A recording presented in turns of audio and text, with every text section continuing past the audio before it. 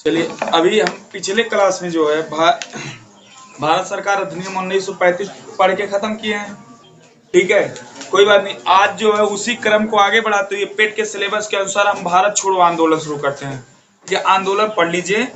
आंदोलन से एक क्वेश्चन कंफर्म है कि किसने, मतलब क्या हुआ, कौन शामिल थे, कौन नहीं शामिल थे, ऐसे क्वेश्चंस बनाए जाते हैं अक्सर।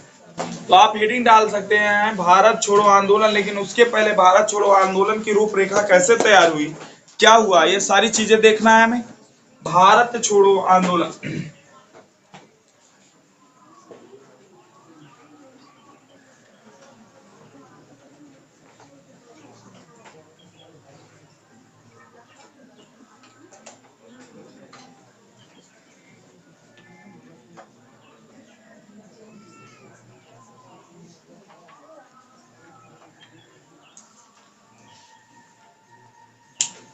ध्यान देखना, भारत छोड़ो आंदोलन। इसके पहले हम आपको जो भारत सरकार अधिनियम 1935 पढ़ाए थे, बताए थे केंद्र में द्वैत शासन उसी के अकॉर्डिंग लाया गया, संघीय न्यायालय की स्थापना की गई उसी के अकॉर्डिंग। अगली चीज बताया था हमने सर, राज्य में राज्य विधानमंडल बनाए गए, जिसमें से 11 प्रांतों में बनाए गए थे। 6 प्रांतों में द्विसदनात्मक थी। द्विसदनात्मक मतलब क्या था, वहां सर विधान परिषद भी थी, और वर्तमान टाइम में भी विधान परिषद 6 राज्यों में स्थित है। 6 राज्य उस समय कौन कौन से हुआ करते थे, जिसमें मतलब प्रांत कौन कौन से हुआ करते थे जिसमें विधान परिषद स्थित थी। आप कहोगे सर, एक हमारा संयुक्त प्रांत बिहार, ठीक है, मद्रास, मुंबई, ओडिशा और असम। ठीक है, यहाँ मतलब ऐसे ऐसे राज्य थे जहां ये द्विसदनात्मक व्यवस्था की गई थी। लेकिन वर्तमान टाइम में तेलंगाना, आंध्र प्रदेश, कर्नाटक, महाराष्ट्र, बिहार, उत्तर प्रदेश, यहाँ जो है द्विसदनात्मक व्यवस्था की गई है। यह मिशन चलता रहा। 1939 में सरकार ने क्या दे दिया, इस्तीफा दे दिया। कहा भैया हमें सरकार नहीं चलानी है, हमें क्या चाहिए, भारत स्वतंत्र चाहिए पूर्ण रूप से। इस्तीफा देने के बाद 40 में आया अगस्त प्रस्ताव। अगस्त प्रस्ताव अस्वीकार हो गया, इसको भारतीयों ने स्वीकार नहीं किया। बातें क्लियर है। भारतीयों ने कहा अगस्त प्रस्ताव में जो हमें स्वतंत्रता चाहिए, पूर्ण स्वतंत्रता नहीं मिल रही है, हम इसको एक्सेप्ट नहीं करते हैं। उसके बाद सर आप जानते हैं चर्चिल बैठा हुआ था, वहां का प्रधानमंत्री, कहां का, इंग्लैंड का। इंग्लैंड का प्राइम मिनिस्टर चर्चिल ने, एक व्यक्ति थे जिनका नाम था सेफर्ड क्रिप्स, ठीक है, उनके संसद के एक वरिष्ठ व्यक्ति थे, एक अधिकारी व्यक्ति थे, जिनको बहुत समझदार समझता था। उसने जो है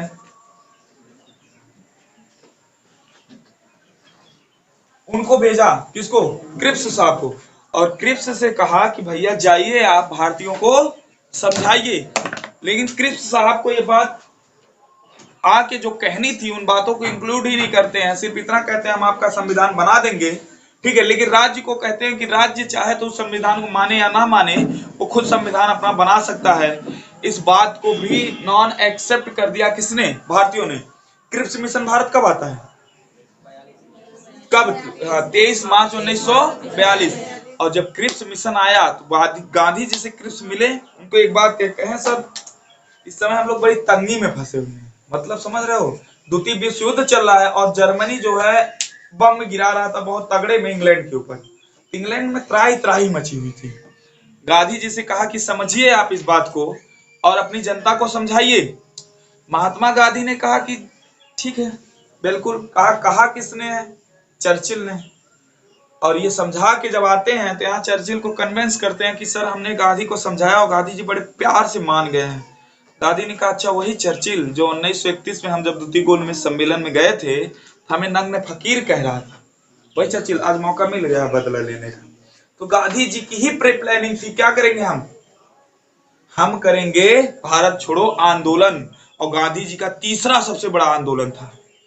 ठीक है, तो ऐसी प्लानिंग की तो, लेकिन जवाहरलाल नेहरू ने इसके खिलाफ जाके बोलना था। जवाहरलाल नेहरू ने कहा नहीं, हम भारत छोड़ो आंदोलन नहीं कर सकते। क्यों, क्योंकि अंग्रेज जो है द्वितीय युद्ध में फंसा हुआ है, वो बल भर कूटेगा अगर हम गलती करेंगे तो। अगर ऐसी गलती हुई तो हम कुटाएंगे अच्छा खासा। इसलिए जवाहरलाल नेहरू इसके खिलाफ रहा करते थे हमेशा। कहे कि ये होना नहीं चाहिए द्वितीय गोलमेज सम्मेलन, क्या नाम है, भारत छोड़ो आंदोलन। गांधी जी समझाते रह गए कि हम इस आंदोलन का प्रारंभ करेंगे। उन्होंने कहा नहीं, अंग्रेज बहुत मार मारेंगे हमारी जनता को, यह आंदोलन नहीं होना चाहिए। तो गांधी जी को गुस्सा आ जाता है। गांधी जी ने एक कथन दिया था। उन्होंने कहा था हम देश की एक मुट्ठी रेत से, ठीक है, या देश की एक मुट्ठी बालू से कांग्रेस जैसी पता नहीं कितनी संस्थाएं खड़ी कर सकते हैं। ठीक है, यह बात गुस्सा में जब गांधी जी कहे थे, क्योंकि नेहरू जी कन्विंस कर ले गए थे कांग्रेस को पूर्ण रूप से। कांग्रेस इस भारत छोड़ो आंदोलन के लिए तैयार ही नहीं थी। तो जब ये आप आर्टिकल देते हैं कि एक मुट्ठी बालू से देश के हम पता नहीं कितनी कांग्रेस खड़ी कर सकते हैं, तो महात्मा गांधी के एक बात सुन के कांग्रेस के जो सदस्य थे उनके दिल में थोड़ा सा डर पैदा हो जाता है, क्योंकि उनको पता था कि भारत में उस वक्त अगर कोई नेता था जो पूरे भारत को एक करके रख सकता था तो महात्मा गांधी जी थे। उनके अलावा और किसी में इतनी बड़ी क्षमता नहीं थी उस वक्त, और बाकी जो थे और सब शहीद हो चुके थे। और इधर सुभाष चंद्र बोस का अलग ही चल रहा था, अपना टहल रहे थे सिंगापुर यहाँ, क्योंकि ये आजाद हिंद फौज की स्थापना कर रहे थे। ये पता, ये आउटसाइडर चल रहा था ये कहानी, ठीक है। और इधर भारत छोड़ो आंदोलन का क्या आ रहा था, प्रस्ताव आ रहा था। इतनी बात जब बोली गई तो महात्मा गांधी ने एक काम किया, कहा क्रिप्स मिशन अप्रैल में वापस चला गया। उसके बाद कांग्रेस कार्यकारी की बैठक हुई है। कौन सी बैठक हुई, कांग्रेस कार्यकारी की। ध्यान सुनना, यहां से सर इसकी रूपरेखा तैयार होती। कांग्रेस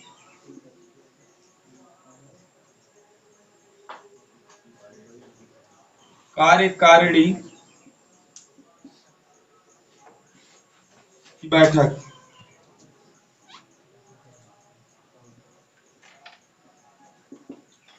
कांग्रेस कार्यकारिणी की बैठक करवाई जाती है 14 जुलाई 1942 में। कहां करवाई जाती है, वर्धा में।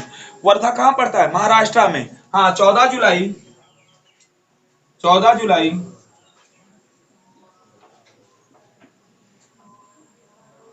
1942 वर्धा में यह बैठक करवाई जाती है।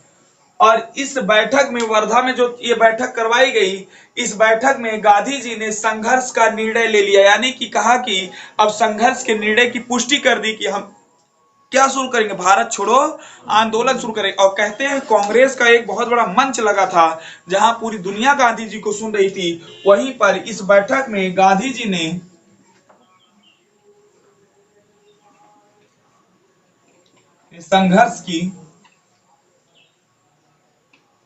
संघर्ष की पुष्टि कर दी।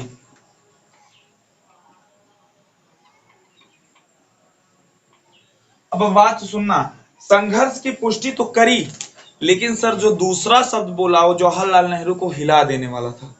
कहा कि ये जो भारत छोड़ो आंदोलन है, क्योंकि इसके खिलाफत कौन थे, जवाहरलाल नेहरू ही थे, ठीक है। कहा कि ये भारत छोड़ो जो आंदोलन है, इसकी जो रूपरेखा तैयार करेंगे वो जवाहरलाल नेहरू जी करेंगे। जवाहरलाल नेहरू ने कहा अच्छा खासा फंसा दिया ये व्यक्ति हमें, ठीक है। तो तालियां बजने लगी, लोग सुन रहे थे इस बात को। जवाहरलाल नेहरू नॉन एक्सेप्ट नहीं कर सके, ये नहीं कह सके कि सर हम कैसे रूपरेखा तैयार करेंगे, हम तो इसके खिलाफ हैं, हम चाहते ही नहीं है भारत छोड़ो आंदोलन हो। कहा कि इसकी रूपरेखा नेहरू जी तैयार करेंगे। ये थोप दिया गया जवाहरलाल नेहरू के ऊपर रूपरेखा। बिहारी क्या ना, गांधी जी क्या थे पता है, गुजराती थे। हाँ,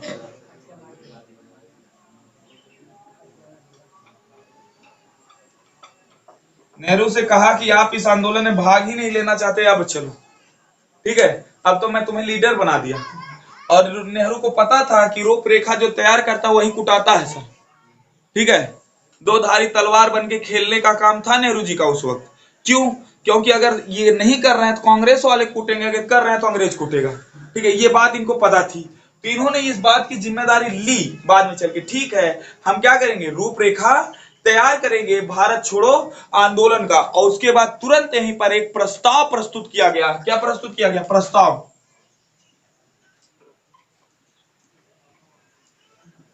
प्रस्तुत हुआ भारत छोड़ो आंदोलन का।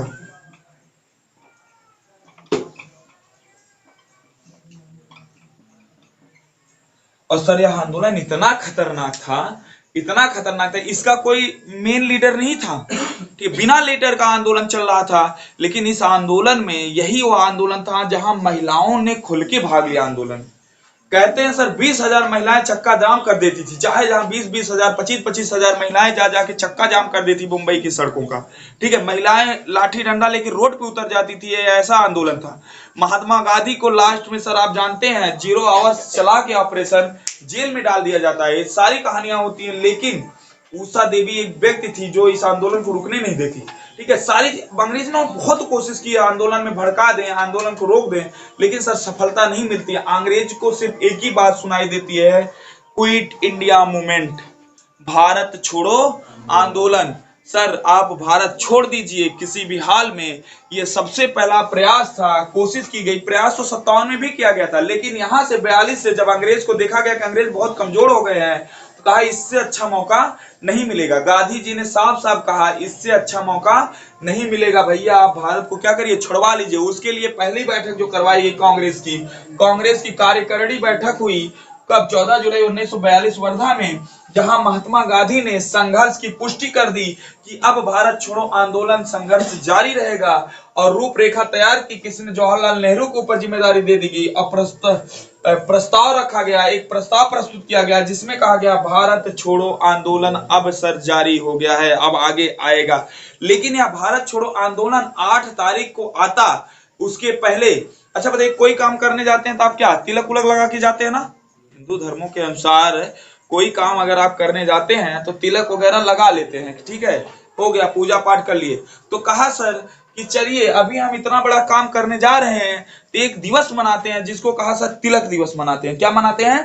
तिलक दिवस। और तिलक दिवस इन लोगों ने 1 अगस्त 1942 को मनाया इलाहाबाद में। कहा मनाया? 1 अगस्त 1942 को। अब तिलक उलक सब लग के तैयार हो गई, तिलक दिवस।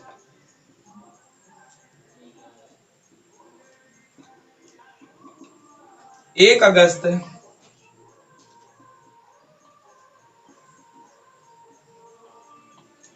1942, 1 अगस्त 1942 को क्या मनाया गया इलाहाबाद में? तिलक दिवस मनाया गया सर, आंदोलन से पहले। ये इतने बड़े आंदोलन से पहले यह तिलक दिवस मनाकर इस बात की पुष्टि की गई कि अब आंदोलन जो है 8 तारीख से प्रारंभ होगा, ऐसा सोचा गया, कहा गया। लेकिन ग्वालियर के मैदान में मुंबई के सर 7 तारीख को एक बैठक पुनः बुलाई जाती है सबकी पूर्ण रूप से। तो क्यों बुलाई जाती है? क्योंकि उस बैठक में क्या करना है, कैसे करना है, इस बात की जो है पुष्टि की जाती है। लेकिन इसकी भनक सर अंग्रेजों को थी नहीं बहुत अच्छे तरीके से। अगर अंग्रेजों की इसकी भनक रही होती तो इस चीज को दबा दिया गया होता। ठीक है, भनक लगती है इसकी 7 तारीख को, और 7 तारीख को जैसे भनक लगती है सर, तुरंत जो है वहां से चर्चिल जो है किसके पास, लिथगो जो यहाँ का वायसराय था, उसके पास फोन करता है। कहता क्या कर रहे हो, तुम्हारे देश में क्या हो रहा है, जहाँ की सत्ता तुम्हें दी गई है, तुम्हें कुछ ज्ञानवान है? उसने कहा क्या हो रहा है सर? कहा कि गांधी जी भारत छोड़ो आंदोलन ऐसा पता चला है, कोई इंडिया मूवमेंट प्रारंभ करने वाले, आप कर क्या रहे हो? तूने कहा अच्छा ऐसी बात है तो घबराइए मत, गांधी जी को जेल में डाल देते हैं, उसमें कौन सी बड़ी बात है। एक बार गए हैं गांधी जी, कई बार गए हैं। और सर अब की बार जब गांधी जी को जेल में डाला गया, पूरी तरह से प्लानिंग थी गांधी जी को निपटा दिया जाए। ठीक है, लेकिन गांधी जी कम चालाक नहीं है, हमेशा अनशन पे बैठा करते थे। यहाँ भी अनशन पे बैठ गए थे, 21 दिन अनशन बैठे थे। 21 दिन तक उनको खाना ना दिया गया, उनकी बातें भी नहीं सुनी गई। गांधी जी ने कहा तो गजब का है, आज तक ऐसा नहीं हुआ था। कांग्रेस का वो सुने ना, आपकी का प्लानिंग है, कहा कि निपटा देने का। ठीक है, तो गांधी जी इस बात का पता लगा, जब पता चला कि अब की बार आप चले ही जाएंगे, सर खाना मंगवाते हैं, खाना खा के अपना मूवमेंट तोड़ देते हैं। कहते हैं बस अनशन वनशन खत्म, शरीर रही तो कुल होवे करिए आगे चल के।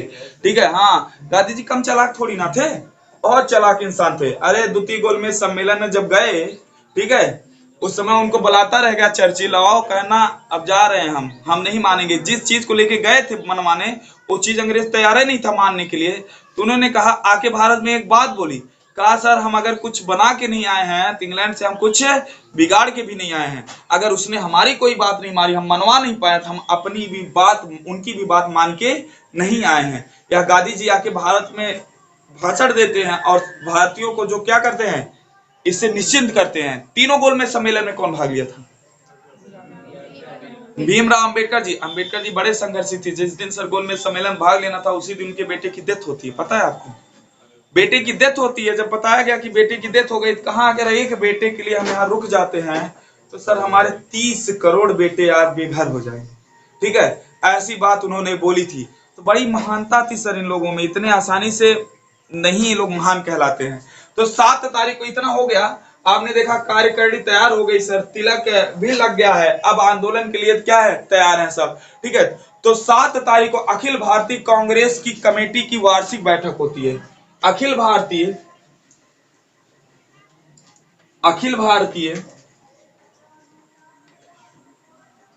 कांग्रेस कमेटी की वार्षिक बैठक।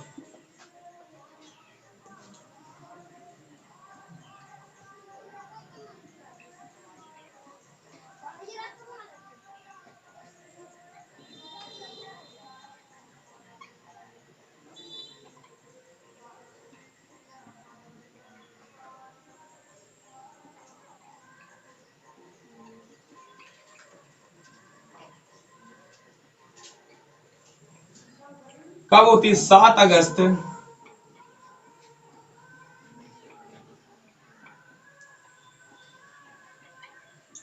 1942।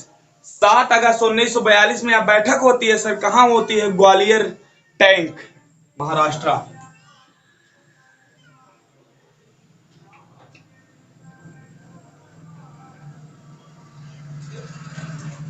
टैंक मैदान,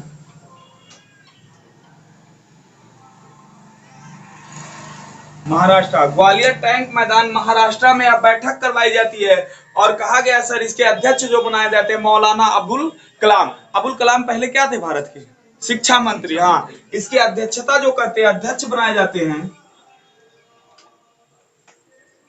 अध्यक्ष बनाए जाते हैं मौलाना अबुल कलाम।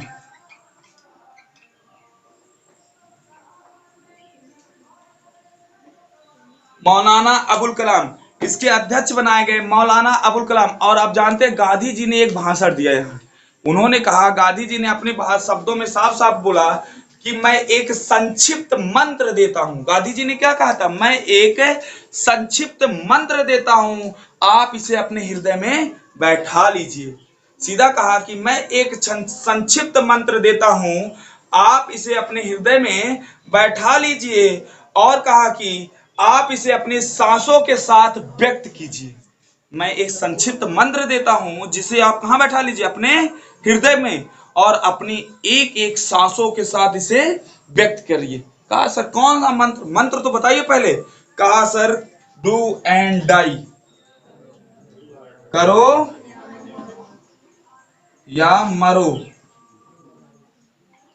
करो या मरो। यह नारा मिलते ही सर, करो या मरो, डू एंड डाई, भारत छोड़ो आंदोलन, यह नारा लगते ही सर इतना आक्रोश आ गया लोगों में, इतना जुनून आ गया लोगों में कि सर हमारा लीडर जब इतने खतरनाक तरीके से हमारा लीड कर सकता है इस उम्र में, जिस उम्र में वो डंडा लेके चल रहा है, ठीक है, तो सर हम क्यों नहीं कर सकते।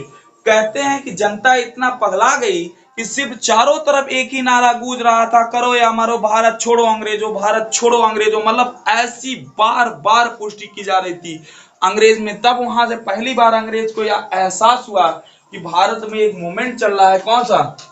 करो या मरो, भारत छोड़ो। और मूवमेंट चलाने वाला कौन? महात्मा गांधी। शुरुआत करने वाला व्यक्ति कौन? महात्मा गांधी। ऐसी बात जब पता चली तब वहां से फोन आता है चर्चिल का लिनलिथगो, गवर्नर उस टाइम कौन था? लिनलिथगो। कहा कि आप वहां बैठ के कर क्या रहे हो? भारत में देख रहे हो क्या चल रहा है?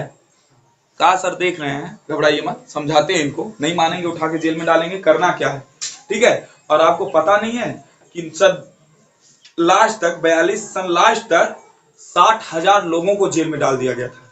थोड़ा मोड़ा नहीं, 60,000 लोगों को सर जेल दे दी गई थी। इतनी तेजी से यह मूवमेंट एक्टिव था। अंग्रेज एक तो सर खुनाए हुए थे, कहां से? जर्मनी वगैरह से। और दूसरे सर अगर कोई खुनाया रहे, आप प्यार से भी बात करिए, उसको गुस्से आता है, ठीक है, चल भागने से जरूरत ना बतो, ठीक है, ऐसा मतलब क्रोध आता है। तो ये चीज, और इसी में जब लिनलिथगो के बस की बात नहीं रही, लिनलिथगो ने एक बात बोली, कहा भैया एक काम करिए, हमें कुछ सेना दे दीजिए, भारतीय ज्यादा उग्र हो रहे हैं। तो उस वक्त जो है चर्चिल ने कहा तुम पगलाए हो, पूरी सेना कहां लड़ रही है? द्वितीय विश्व युद्ध में और प्लस तुम्हें एक भारतीय नहीं संभलना है, इसकी भी सेना चाहिए। कहीं कहां से संभलेंगे? इधर गांधी नरक करके रखे हैं, उधर देख लीजिए सुभाष चंद्र बोस उधर से नरक करके रखे हैं, एक अपनी पार्टी लेके चल रहे हैं अलग से, ठीक है। और इधर गांधी जी बवाल करके रखे, कहां संभले? कहा संभाल पाओ ना संभाल पाओ तो तुम्हारी जिम्मेदारी। सेना होना नहीं भेजेंगे। जब सेना सर भेजने से मना कर दिया चर्चिल ने, क्योंकि था ही नहीं सेना तो भेजता क्या, ठीक है। उसको खुद भारतीय सेना की जरूरत थी, वो सेना कहां भेजता। तब लिनलिथगो के ऊपर सारी जिम्मेदारी जब ढकेल दी गई, सर इनके बस का मूवमेंट नहीं था। 1945 तक सर आप देख लीजिए चीतू पांडे ने बिहार को आजाद कर लिया था, ठीक है। सतारा आजाद हो गया था, महाराष्ट्र आजाद हो गया था, यहाँ स्वतंत्र राज्य की घोषणा कर दी गई थी अपने आप में। कहा गया हम स्वतंत्र हैं। अंग्रेज ने कहा कुटा जाएंगे, कहा आइए ना आप, अब आइए, आप हैं कहाँ कूटने लायक, जो कुटाएंगे, कूटने लायक तो हम हैं। और कहते थे डेली जो अंग्रेजों को बलभर कूटा जाता, जहां मिल जाए वहीं मारो, ठीक है। इतना परेशान कर दिया। सर ये मूवमेंट जो है भारत को आजाद करने में बहुत बड़ी भूमिका निभाती है, ठीक है। तो इसके बाद 7 अगस्त के बाद सर यह कब रखा गया, कब से शुरुआत होगी मूवमेंट की? 8 तारीख से। कब से? 8 तारीख से। अब आता है रियल में भारत छोड़ो आंदोलन का प्रारंभ यानी कि शुरुआत। भारत छोड़ो आंदोलन की शुरुआत।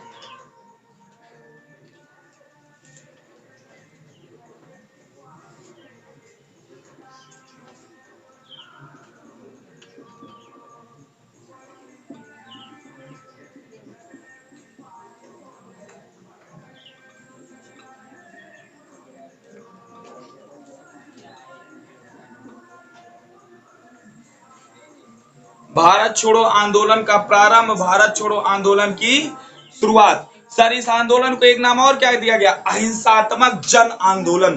क्या कहा गया? अहिंसात्मक जन आंदोलन बोला गया कि यानी कि अहिंसा से भरा हुआ आंदोलन है। सर इसमें यह नहीं देखना है कि कोई एक थप्पड़ मारे तो आप दूसरा भी गाल आगे कर दीजिए। अब गांधी जी भी इसके कहां चले गए? खिलाफ। अब गांधी जी भी कह रहे हैं का हाँ नहीं, हिंसात्मक मतलब हिंसात्मक था, पूरी तरह हिंसा पे आधारित था। गांधी जी ने भी कहा कि कोई एक थप्पड़ मारे तो आप अब गाल अगला ना आगे करिए, 2-3 थप्पड़ आप भी जड़ दीजिए।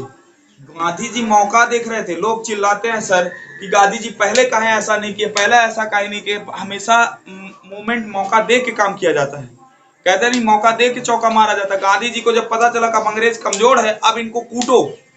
जब तक अंग्रेज मजबूत था तब तक आप कूटने जाते थे, आप खुद कुटा जाते। और हुआ भी ऐसा। आप देख लीजिए जो बड़े बड़े नेता थे, किसी को फांसी दे दी गई, किसी को कुछ कर दिया गया, कोई बचा नहीं बचा ना। एक लीडर चाहिए कि नहीं?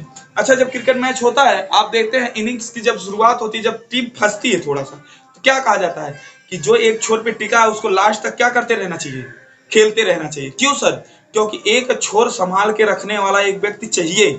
पिछले मैच में जैसे विराट कोहली ने किया था, जब सूर्य कुमार यादव मारे जा रहे थे, आप देखिए विराट कोहली कभी शॉट नहीं खेल रहे थे, साइड में रन बना रहे थे, ठीक है। ऐसा होता तीसरी यही एंकरिंग रोल निभा रहे थे महात्मा गांधी। एक छोर संभाल के रखे थे और सर एक छोर से लोग उग्र हुए पड़े थे, ठीक है। कोई इधर बम फेंक रहा है, कोई उधर गोली मार रहा है जाके, ये सारे काम होते जा रहे, लेकिन महात्मा गांधी कुछ नहीं बोल रहे, मजाल कुछ बोल दें, क्योंकि उनको पता था अभी अंग्रेज मजबूत है, अंग्रेज को कमजोर होने दो। और 1942 में यह मौका मिल गया कि जब अंग्रेज पूर्ण रूप से क्या हो गए? कमजोर हो गए थे, क्योंकि द्वितीय विश्व युद्ध उनके चरम सीमा पे था। 1942 में सिर पे चुर रहा था अच्छे से, ठीक है। तो ये भारत छोड़ो आंदोलन की शुरुआत होती 8 अगस्त 1942।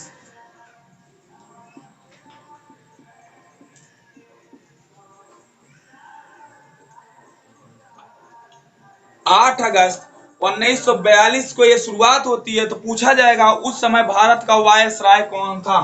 वायसराय बार बार नाम लिया जा रहा है, लिनलिथगो।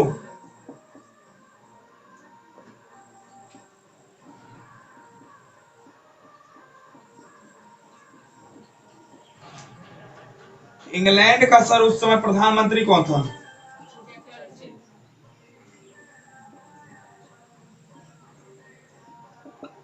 चर्चिल।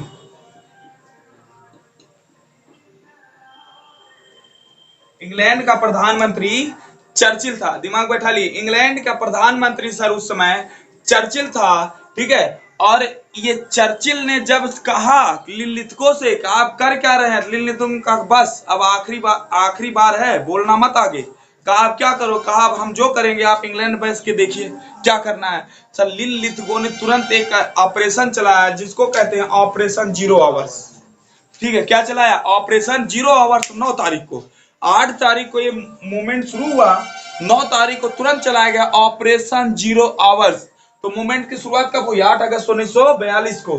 ठीक है, लिनलिथगो के चर्चिल के कहने पर लिनलिथगो ने एक ऑपरेशन चलाया जिसको कहते हैं ऑपरेशन 0 आवर्स। दिमाग बैठा हो, कौन सा ऑपरेशन, ऑपरेशन 0 आवर्स। और सर सारा खेल इसी ऑपरेशन 0 आवर्स का था, ऑपरेशन 0 आवर्स। 9 अगस्त 1942 को चलाया गया ऑपरेशन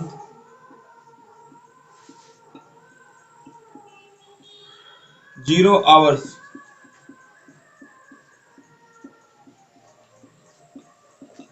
ऑपरेशन 0 आवर्स चलाया गया, 0 आवर्स चलाया गया। कब चलाया गया, 9 अगस्त। चोरा नहीं, 0 यार क्या लिखी, 9 अगस्त। आवर बोलते हैं इसको, 0 आवर्स भी लिख सकते हो, यानी कि 0 घंटा चलाया गया था जो 9 अगस्त 1942। दिमाग में ठाना, 9 अगस्त 1942 को यह प्रारंभ हुआ। ठीक है, ऑपरेशन 0 आवर।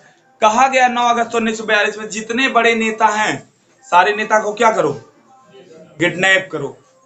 ठीक है, उठाओ सबको। चर्चिल का एक मुंह सख्त आदेश था, जितने भी नेता हैं, प्रमुख नेता जितने भी हैं, सारे नेताओं को उठाओ।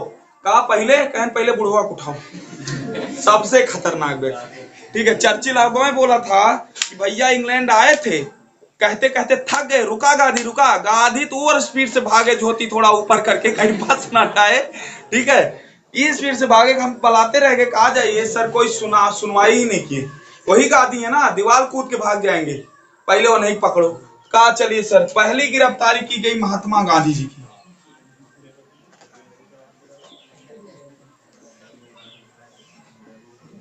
महात्मा गांधी, लेकिन महात्मा गांधी के साथ हमने कहा था इस आंदोलन में सर बढ़ चढ़ के महिलाएं हिस्सा ले रही थी। क्या ले रही थी, बढ़ चढ़ के महिलाएं हिस्सा ले रही थी। कहा पहले महिलाओं की एक जो हेड बनी टहल रही है सरोजनी नायडू, सरोजनी नायडू को भी पकड़ो। किसको, सरोजनी नायडू। कहा गांधी जी के साथ इंपॉर्टेंट है सरोजनी नायडू।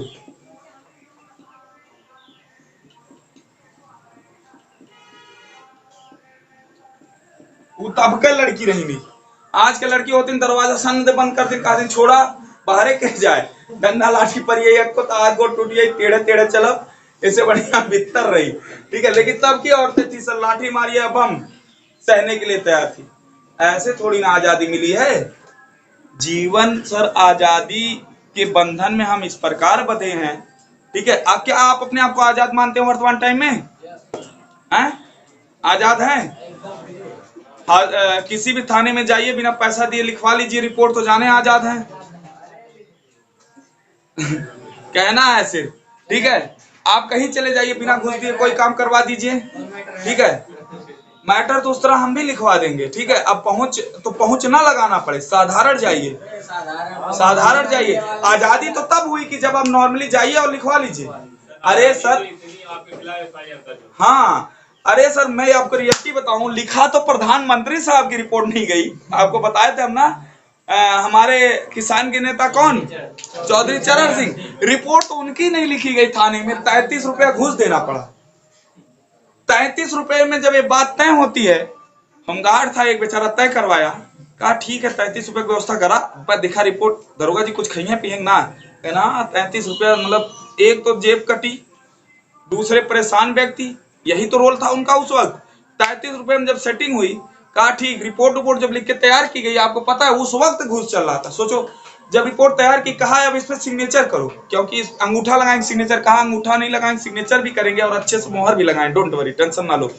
जेब से निकाली एक सर पैड और एक अपना मोहर, मारी जब उस पे, तो उस पे लिखा था प्राइम मिनिस्टर ऑफ इंडिया, और उस पे जब सिग्नेचर हुआ, चौधरी चरण सिंह दरोगा साहब उठ गए कुर्सी छोड़ कहा सर आप, अच्छा आप पहचान रहे हो सर आप, ठीक है, तुरंत सर आसपास के जितने आला अधिकारी थे, जितने बड़े अधिकारी थे, सब थाने में एकदम जमावटा लग गया। चेयर पे कौन बैठा है भैया? वो कौन व्यक्ति बैठा भिखारी जैसा? ये बैठे भारत के प्रधानमंत्री, ठीक है, कुर्ता उर्ता पहने, मिट्टी सिट्टी लगी, और उसके बाद पीछे से काफिला आता है सर कमांडो का, तब लगता है सच में प्रधानमंत्री बैठे हैं। कहा पूरे थाने में जितने लोग हैं सबको सस्पेंड करो और थाने पे क्या लगाओ? लाख लगाओ, क्योंकि वो वहीं के रहने वाले थे, आसे पास के, वहां से बार बार उनके जानने वाले उनके पास भेज रहे थे कोई थाना में रिपोर्टिया लिखना आ जाता, पैसा लेते हैं। तो कहा एक बार हम ही अंदाज ले भाई, कानों की सुनी बात आंखों की देखी बात में अंतर हो जाता है। कहा हम ही सुन ले, कहीं जनता ना गलत हो। तो आंखों से कान देख कर तब सब फैसला लिया था उन्होंने। और फैसला कैसे लिया? चले आए थे उत्तर प्रदेश में, यार टहलने, थोड़ा मतलब विजिट करने, और वहीं मौका मिल गया तो 5 किलोमीटर दूर अपने काफिले को रोक देते, कहते हैं यहीं रुको। कहते सर आप अकेले कहाँ जाएंगे? कहाँ आप टेंशन ना लो, यहीं रुको। काफिला वहां रुक जाता है, आते हैं, कहते हैं खेत में कोई व्यक्ति काम कर रहा था, उससे कुर्ता लेते हैं, उसका कुर्ता पहनते हैं, थैली वैली थोड़ा फाड़ते हैं, तब जाते हैं ताकि वो पहचान ना ले कहीं हम कौन है, ठीक है। तो पहले ऐसे आज चले जाइए नरेंद्र मोदी जी से खाली लगा बैठ के हेलो कर दीजिए बिना अपॉइंटमेंट के। देखिए सर इतना घोटाला हुआ कांग्रेस के समय में, 2G स्पेक्ट्रम वगैरह वगैरह तमाम घोटाला हुआ, चारा घोटाला, ये वो इतने घोटाले हो गए कि लोगों ने कहा बस मोदी जी से बेटर दुनिया में कोई है ही नहीं। वोट किसको दी दिया? मोदी जी को। कहा मोदी जी हमारा क्या बढ़ाएंगे? जीडीपी बढ़ाएंगे। और मोदी जी ने क्या बढ़ा लिया? दाढ़ी बढ़ा लिया, देखो जाके, ठीक है, दाढ़ी बढ़ा लेते हैं। तो ये होता रहता है सर, घोटाला चलता रहेगा, ये देश में खत्म नहीं होगा। कोई अपने आप को कितना बेहतरीन प्रधानमंत्री बन जाए, मैं खत्म कर दूंगा सर, वो बैठते वो भी करने लगेगा। ये रियलिटी बता रहे हैं। चलिए, हाँ, महात्मा गांधी और सरोजिनी नायडू, इन दो व्यक्ति को सर बंद कर दिया गया, गिरफ्तार कर लिया गया। गिरफ्तार करके आगा खां पैलेस में क्या कर दिया जाता है? बंद कर दिया जाता है। महाराष्ट्र के आगा खां पैलेस,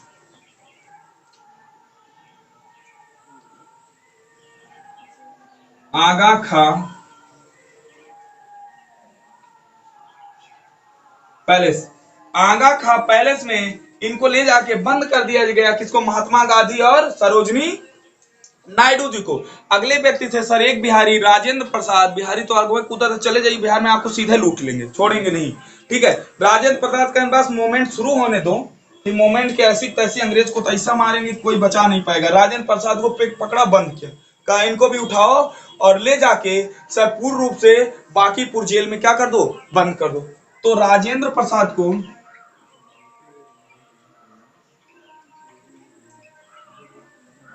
को बांकीपुरम जेल में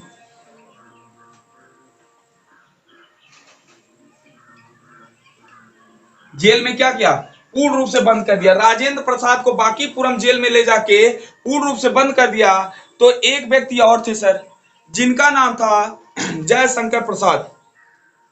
हाँ, कौन थे? जयशंकर प्रसाद। आप नाम सुने इनका? नहीं, लोक नारायण क्या है यार जी, लोक नायक जयप्रकाश नारायण, ये नाम सुने ना? हाँ, जेपी नारायण जिसको बोलते हैं। तो इनको सर ले जाके बंद कर दिया गया। हाँ, कहाँ ले जाके बंद करते हैं? कहते हैं हजारीबाग एक जेल था, जिस जेल में इनको भी ले जाके बंद कर देते हैं, हजारीबाग जेल में। किसको? नारायण जी को।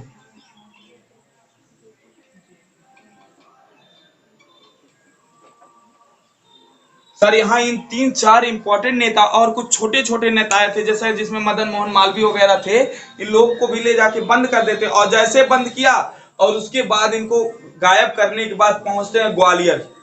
और ग्वालियर में जहां मूवमेंट का प्रारंभ हुआ था, वहां एक कन्विंस करने की कोशिश करते जनता को। कहते हैं कि भैया ये जो नेता तुम लोगों को भिड़ाए हैं क्या करने के लिए? आंदोलन करने के लिए। वो खुद नहीं आए, घर में बैठे। जनता को भी बात समझ में आ जाती है कि सर पूर्ण रूप से सत्यता बोली जा रही है कि जिस नेता ने हमें बुलाया वो नेता खुद मूवमेंट से गायब है। इसका मतलब जवाहरलाल नेहरू सही कह रहे थे कि भाग जाएंगे गांधी, कोई भरोसा नहीं, ठीक है, भरोसे का इंसान नहीं रह गए। लेकिन सर यह मूवमेंट ढीला पड़ने ही लगा था, ढीला ही पड़ता। लेकिन हमारी महिलाएं किसी से कम, ठीक है। एक महिला थी उषा मेहता। कौन थी? उषा मेहता। सर रेडियो प्रसारण कर दिया, सीधा रेडियो प्रसारण करके एक बात बोल दी। इन्होंने कहा कि हमारे भारत के प्यारे वासियों, अपने आंदोलन को धीमा मत पड़ने दीजिए, ये अंग्रेजों की चाल है।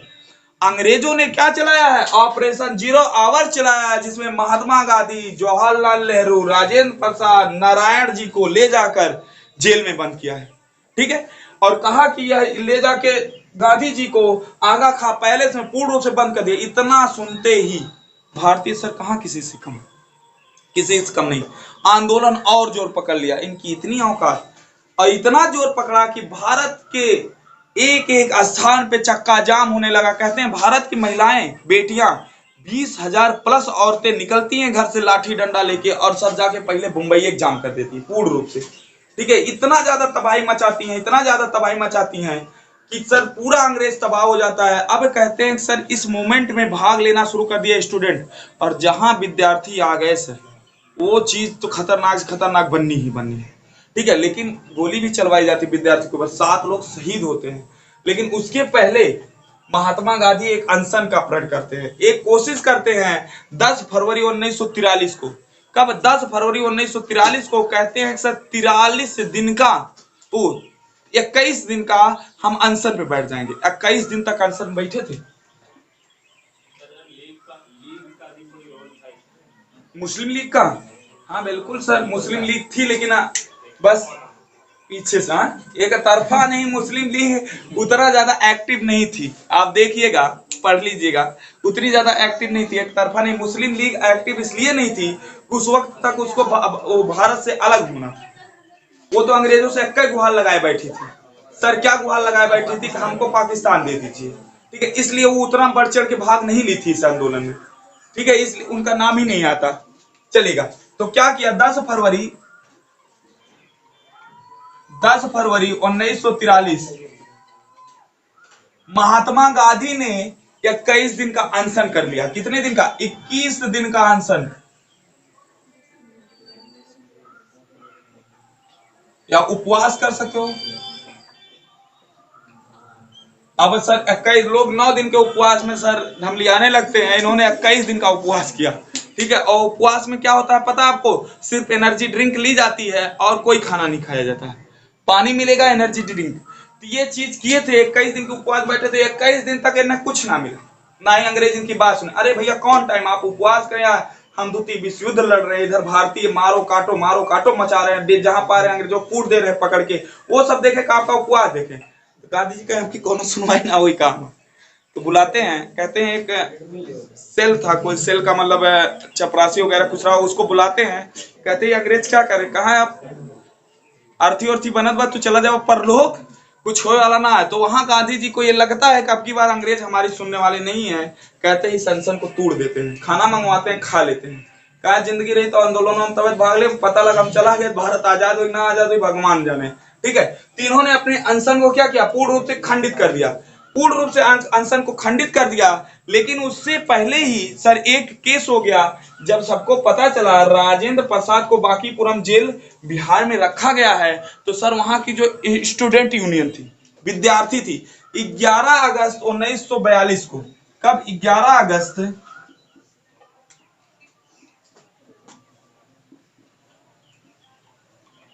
1942 को कहते हैं सर, वो बिहार में जो बिहार सचिवालय था, यानी कि आप कह सकते हो पटना सचिवालय, पटना सचिवालय पे आक्रमण कर दिया। कहां? पटना सचिवालय।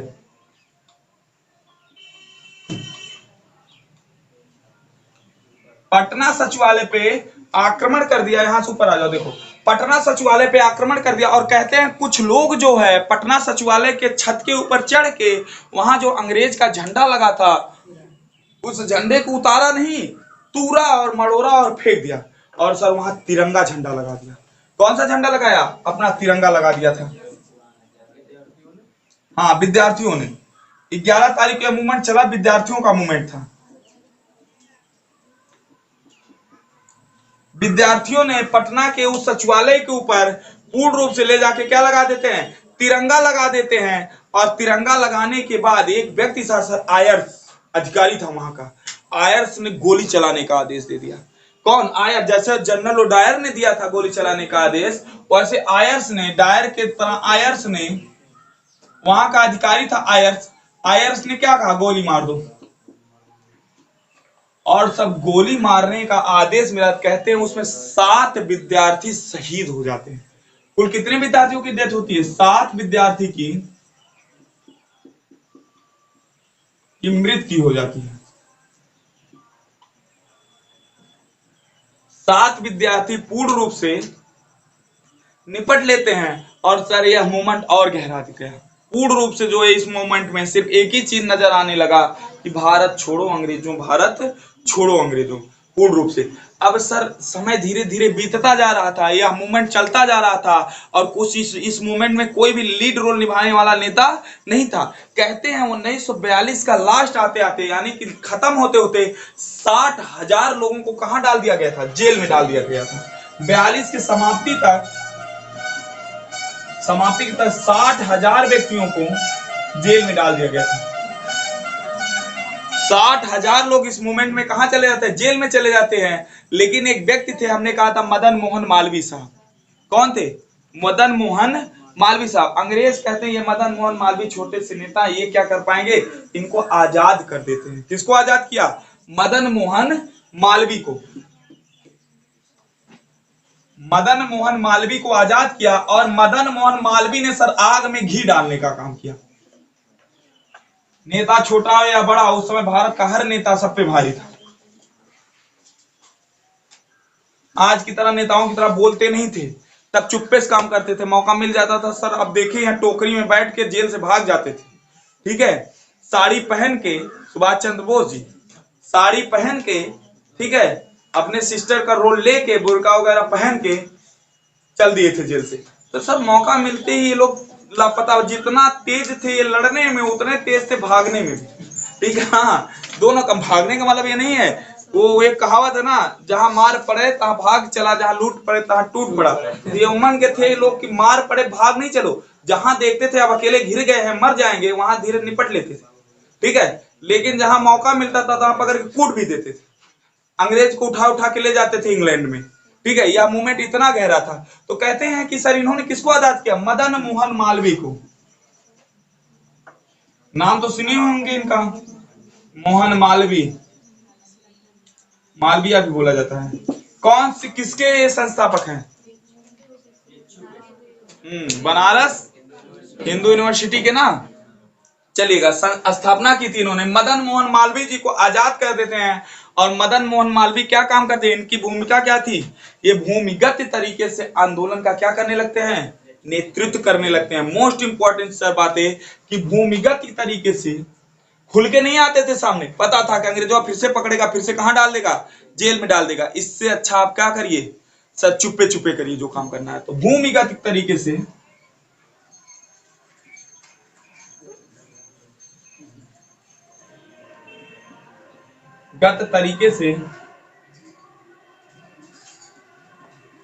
आंदोलन का नेतृत्व, भूमिगत तरीके से आंदोलन का नेतृत्व किया। किसने किया था सर? आपको कि मदन मोहन मालवीय ने। और सर इनको एक चीज कहा गया, महामना। मदन मोहन मालवीय क्या बोला गया? महामना।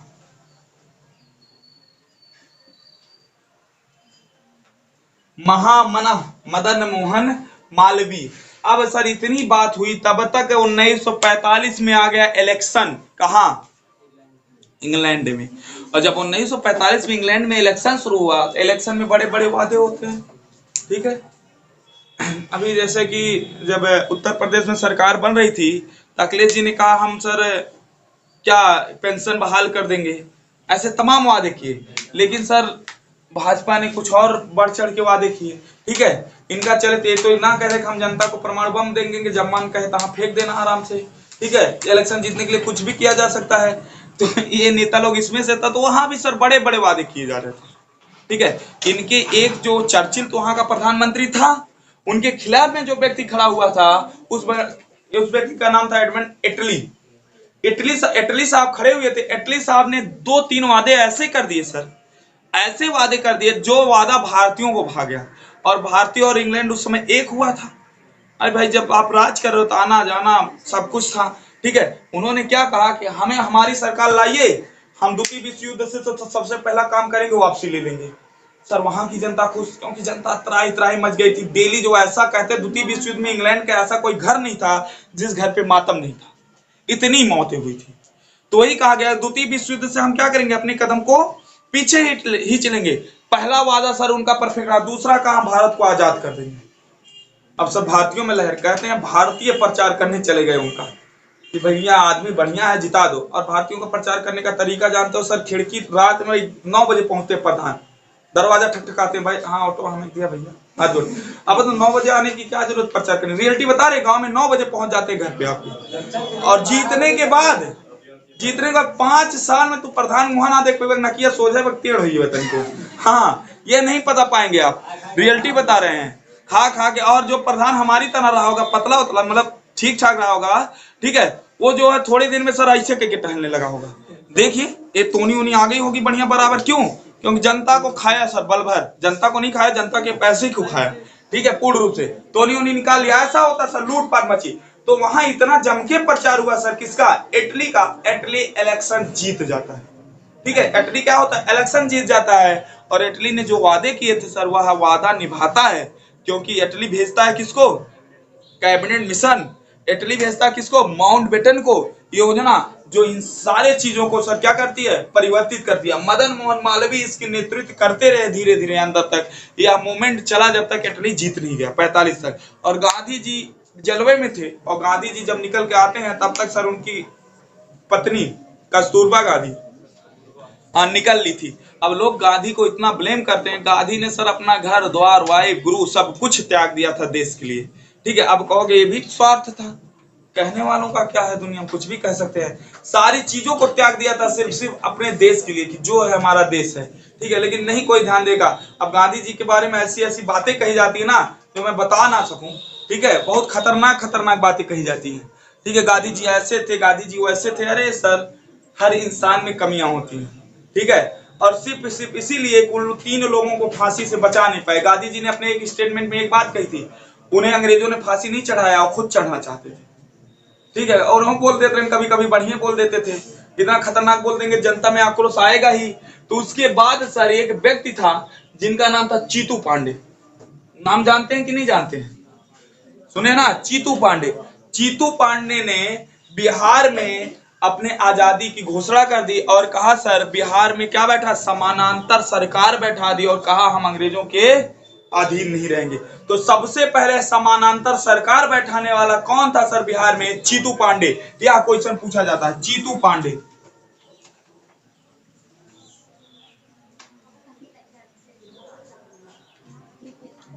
बिहार में बिहार को आजाद घोषित कर दिया।